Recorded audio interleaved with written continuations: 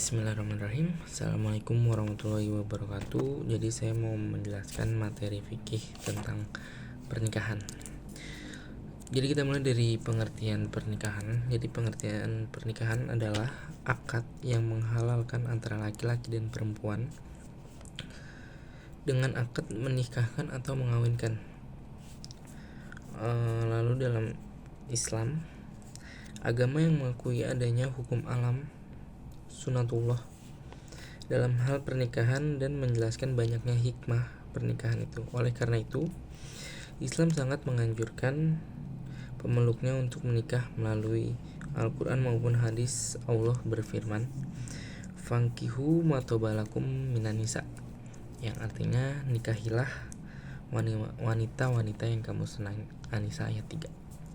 Oke, lalu saya mau menjelaskan tentang hukum pernikahan. Hukum pernikahan di sini tertera ada 5. Yang pertama itu adalah sunnah. Yang kedua itu mubah. Yang ketiga itu wajib. 4 makruh dan kelima haram. Sunnah, mereka sepakat bahwa hukum asal pernikahan adalah sunnah, dan yang mubah, menikah hukumnya menjadi mubah atau boleh bagi orang yang tidak mempunyai faktor pendorong atau faktor yang melarang untuk menikah. Dan yang wajib, seseorang yang dilihat dari pertumbuhan jasmaniahnya sudah layak untuk menikah, kedewasaan rohaniahnya sudah matang dan memiliki biaya. Oke, lanjut. Di sini saya akan menjelaskan rukun dan syariat pernikahan. Rukun dan syariat pernikahan itu adalah pokok yang harus dipenuhi untuk menjadi sah suatu pernikahan, suatu sistem kehidupan yang sangat besar pengaruhnya dalam kehidupan umat manusia di jagat raya ini. Rukun nikah adalah sebagai berikut. Jadi rukun nikah itu ada 5. Yang pertama itu calon suami. Jadi kita harus punya calon suami, terutama yang perempuan, dan calon istri untuk yang laki-laki. Yang ketiga ada ijab qabul atau ucapan penyerahan dan penerimaan, serah terima antara kedua mempelai. Dan yang keempat ada wali, dan yang kelima ada saksi, 2 orang saksi. Oke, lanjut kita masuk ke meminang. Pengertian dari meminang atau khitbah adalah permintaan atau ajakan seorang laki-laki kepada perempuan atau sebaliknya untuk menikah. Kalau bahasa sekarangnya itu lamaran. Lamaran.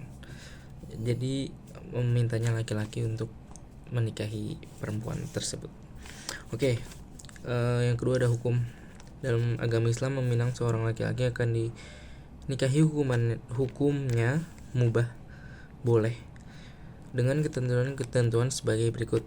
Yang pertama ada perempuan yang dipinang tidak terikat oleh akad perkawinan, tidak berada dalam masa iddah, dan bukan pinangan orang lain. Jadi ketika kita sudah ingin menikah tapi dia masih dipinang oleh orang lain, lebih baik kita mundur daripada sakit. Yang kedua ada cara mengajukan pinangan. Yang pertama itu pinangan kepada gadis atau janda yang sudah habis masa iddahnya, boleh dinyatakan secara terang-terangan. Lalu ada pinangan kepada janda yang masih ada dalam masa iddah talak bain atau iddah ditinggal wafat suami, tidak boleh dinyatakan secara terang-terangan. Di sini ada dalilnya. Allah berfirman, "Wala junaha 'alaikum fima aradtum bihi min hitbatil nisa'i au aknantum fi anfusikum." Artinya, dan tidak ada dosa bagi kamu meminang wanita-wanita itu dengan sindiran atau kamu menyembunyikan. Al-Baqarah ayat 235. Oke, kita lanjut ke mahram nikah. Ada banyak di sini mahram nikah penjelasannya. Dalam ajaran Islam dan ada ketentuan hukum bahwa tidak setiap pasangan laki-laki dan perempuan boleh dan sah mengusungkan pernikahan. Sebab-sebabnya yang sebab-sebab haram untuk selamanya. sebab hubungan darah atau hubungan nasab. Mereka itu adalah ibu, termasuk nenek. Jadi kita tidak boleh menikahi ibu sendiri. Anak perempuan, cucu, anak perempuan kandung, anak saudara perempuan bapak, bibi atau uwa atau tante, baik kandung maupun tidak kandung. Yang kedua ada anak perempuan saudara laki-laki. Anak perempuan saudara perempuan menakan, kayak keponakan itulah. Lihat di surat An-Nisa ayat 23. Sebab hubungan mertua, dan kedua ada sebab hubungan mertua mereka adalah mertua perempuan, tidak mertua tiri, anak tiri, bekas menantu perempuan, mantan ibu tiri. Itu yang tidak boleh dinikahi. Dan sebab-sebab haram untuk sementara adalah pertalian nikah, talak bain kubro atau perceraian sudah 3 kali. Jadi kalau ada wanita 3 kali cerai, itu haram untuk sementara. Dan yang ketiga ada memandu 2 orang perempuan bersaudara. Yang keempat ada dipoligami dari 4 orang. Yang kelima rada sulit, yaitu beda agama. Ya gimana pun keadaannya, jika beda agama memang sulit untuk dijalankan.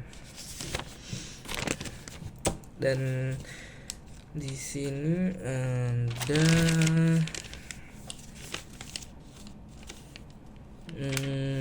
ijab kabul. Ada materi sebelumnya, itu wali nikah. Pengertian dari wali nikah adalah seluruh mazhab sepakat bahwa wali dalam hal pernikahan adalah wali perempuan yang melakukan akad nikah dengan pengantin laki-laki sesuai dengan perempuan itu. Persyaratan untuk menjadi wali ada persyaratan. Pertama, itu merdeka, mempunyai kebebasan. Yang kedua adalah berakal. Yang ketiga adalah balik atau sudah dewasa. Dan yang keempat yang pasti agamanya Islam. Dan di sini ada macam-macam tingkatan wali. Ada wali mujbir, wali hakim, wali abdul. Ada 4 wali. Dan di sini ada juga penjelasan tentang saksi nikah. Seperti halnya wali saksi juga salah satu rukun dalam Islam. Jadi saksi itu adalah rukun dalam Islam. Demikian pendapat ulama dalam mazhab Syafi'i, Maliki, dan Hanafi. Tidak sah pernikahan yang dilaksanakan tanpa saksi. Rasulullah bersaksi, la nikaha illa biwali wa syahida adli. Artinya suatu pernikahan tidak sah kecuali dengan wali dan 2 orang saksi yang adil. Oke, lanjut ada penjelasan tentang ijab kabul. Pada uraian rukun nikah, telah dikemukakan bahwa ijab kabul dalam akad nikah ialah ucapan penyerahan dan penerimaan yang dilakukan oleh wali mempelai perempuan, wanita, dan mempelai laki-laki.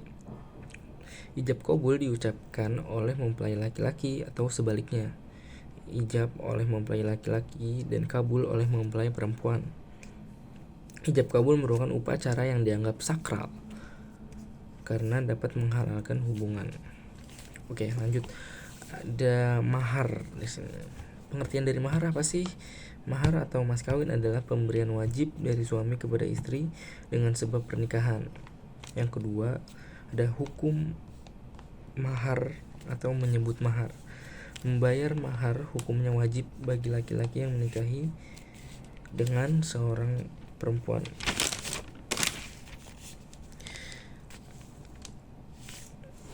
Oke, mungkin karena waktunya sudah mepet, sudah mau 10 menit, Jadi untuk selebihnya bisa kita lanjut nanti di pertemuan berikutnya, mungkin di video part 2. Mungkin cukup sekian dari saya, kurang lebihnya mohon maaf. Wabillahi taufiq wal hidayah. Wassalamualaikum warahmatullahi wabarakatuh.